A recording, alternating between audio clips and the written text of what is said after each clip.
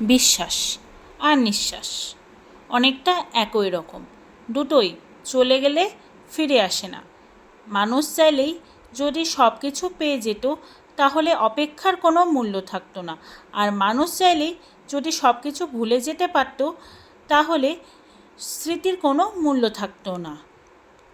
কাউকে ভুল বোঝার আগে তার পরিস্থিতিটা বোঝা উচিত। জীবনে অনেক সময় আমরা হেরে যাই, কখনো পরিস্থিতির কাছে বা কখনো ভবিতব্যের কাছে, আর আমরা হার মেনে নিই আমাদের সব থেকে ভালোবাসার মানুষটার কাছে। নিজের মানুষের কাছে ঠিক ভুলের হিসেব দেওয়া যে ভারী কঠিন। যে সম্পর্কে একজনের হার অপরের ভালো থাকার কারণ হয়ে ওঠে, সেখানে হেরে যাওয়া মানুষটাই বোধহয় আসল জয়ী। প্রয়োজনে মানুষ কাছে আসে, প্রয়োজনে শেষে ছেড়ে যায়।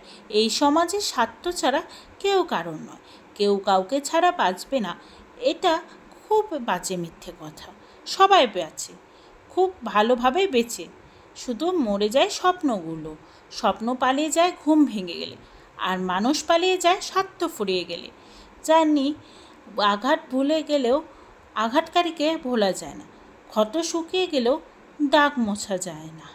সম্পর্ক মাঝে মাঝে যখন জেদ চলে আসে তখন জিতে যায় দুজনেরই, শুধু হেরে যায় সম্পর্কটা। মন তাকেই ভালোবাসবে জন্য পাগল হয় যে তোমাকে অবহেলা করে, বারবার কাঁদায়, তাকে এমন ভালোবাসে।